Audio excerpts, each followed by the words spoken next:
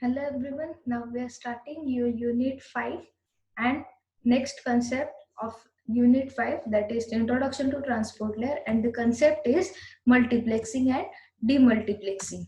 So at the addressing mechanism allows multiplexing and demultiplexing takes place at the transport layer. So basically what is multiplexing, multiplexing and demultiplexing, the concepts and basics of these concepts we have studied in FY. So I'm explaining it very in short way. First is multiplexing. At the sending end there are several processes that are interested in sending packet, but there is only one transport layer protocol, UDP or the TCP protocols. Thus, it is many process one transport layer protocol situation. Such a many to one relationship requires multiplexing.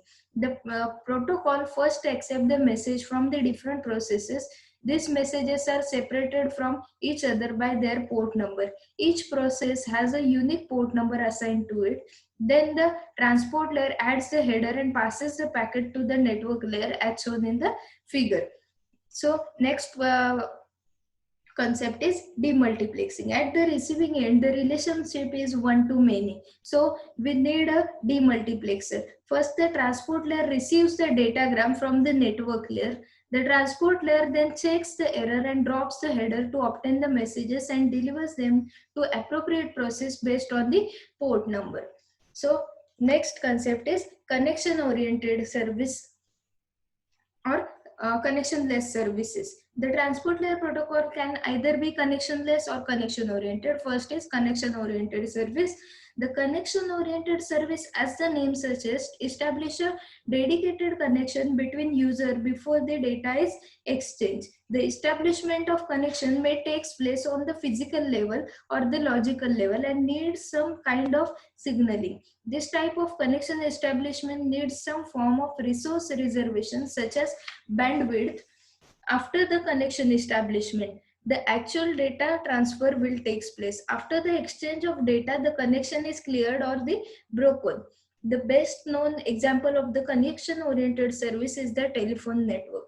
The TCP is connection oriented transport layer protocol. Next is connectionless services. This type of services does not require a connection to establish in order to change exchange the data. Instead of information is transferred by using independent data units. Each data unit contains the complete destination address, and this is analogous to postal mailing service. These connectionless services can exchange the data without setting an explicit communication path or the connection. The packets are not numbered. They can get delayed, lost, or can arrive out of the sequence. There is no acknowledgement, and the best example of connectionless services are UDP, that is User Datagram Protocol. A connectionless service is the data communication between two nodes where the sender sends the data without ensuring whether the receiver is available to receive that data or not. Next is reliable versus unreliable services.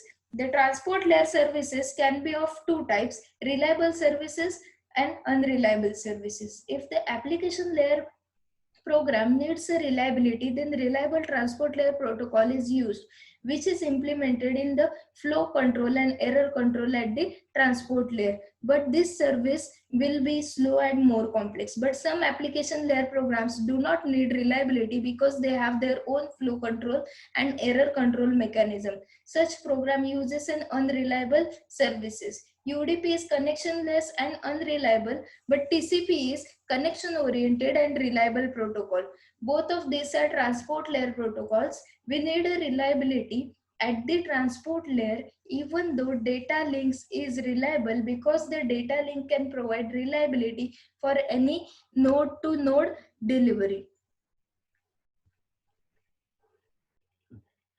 The error control at the data link layer does not guarantee error control at the transport layer. The network layer service in the internet is unreliable. Hence, reliability at the transport layer must be ensured independently. Therefore, flow control and error control are implemented in TCP using sliding window protocol.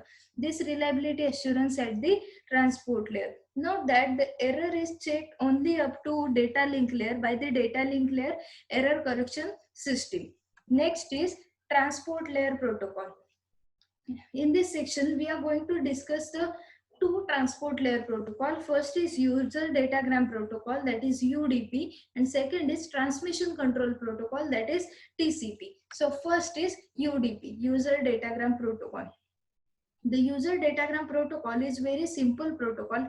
It adds a little to basic functionality of IP like IP, and it is unreliable connectionless protocol. You do not need to establish a connection with the host before exchanging the data with it using UDP. And there is no mechanism for ensuring the data sent is received. A unit of data sent using UDP is called datagram. UDP adds 416-bit header field, that is 8-byte header field, to whatever data is sent. These fields are a length field, a checksum field, source and destination port number field. Port number in this context represents the software port, not the hardware port. The concept of the port number is common to both UDP and TCP. The port numbers identifies which protocol module is sent or is to be received the data. Most protocols have the standard ports that are generally used for this. For example, the Telnet protocol generally uses port number 23. The simple mail transfer protocol, that is SMTP protocol, uses the port number 25.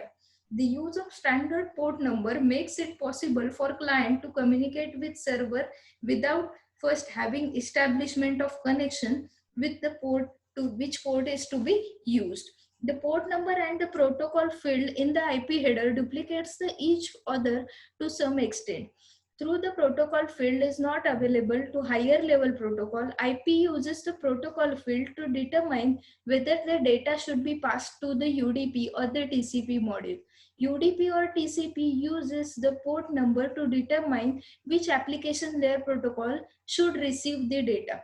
Although UDP isn't reliable, it is still preferred choice for many applications. It is used in the real-time application like net audio and video where data is lost. It is better to do without it than send it again out of sequence. It is also used by protocols like simple network management protocol, that is SNMP. Next is well-known port numbers used by the UDP. So port numbers, I am telling you some port numbers that are used by the UDP. Some of this port can be used by UDP as well as TCP also. So port number 7 is echo port. In this, port number 1 is also used for the echo port. The receiving datagram is echoed back to the sender. Port number 9, the protocol is discard, and use of this is any received datagram is discarded by using this protocol. Next is port number 11. The protocol is user protocol, and the use of this is active. We know the active users on that particular network. Port number 13, that is daytime protocol, that returns the day and time, current time of the uh, client machine. Port number 17, the protocol is code protocol. It returns the code of the day. Port number 19, that is chargen protocol, to return a string of the characters protocol. Port number 53, that is name server protocol, that is domain name service, DNS protocol. We are using DNS by using port number 53 in UDP. Next, port number 67, boot P8. This is the service port to download bootstrap information. That is PS is your server port is downloaded bootstrap information, and port number 68 boots PC. This is the client port to download the bootstrap information. 67 is for server booting bootstrap information, and 68 is for client port download bootstrap information. Next is port number 69, TFTP, that is trivial file transfer protocol. In this by this port we can transfer our files or transfer the file data through the UDP port. Next is port number 111, RPC, that is remote procedural call. Port number 123, NTP, that is network time protocol. Next, port number 161 is SMMP, that is simple network management protocol, is used by port number 161 of UDP, and port number 162 SNMP, that is simple mail transfer protocol, that is for trap. So user datagram protocol provides the connectionless packet services that offers unreliable best effort delivery. This means that arrival of the packet is not guaranteed and not the correct sequences of the delivered packet. Applications that do not require an acknowledgement or receipt of the data, for example audio video broadcasting, uses UDP protocol. UDP is also used by the applications that typically transmit small amount of data at one time. For the example, simple network management protocol, SNMP protocol. UDP provides a mechanism that application program use to send the data to other application program. UDP provides a protocol port number used to distinguish between the multiple program executing a single devices. That is, in addition to data sent, each UDP message contains the both destination port number and the source port number. This makes it possible for UDP software at the destination to deliver a management correct application program for the application program sending a reply. UDP packets are called as a user datagram. They have fixed size of header, that is 8 bytes. Thank you.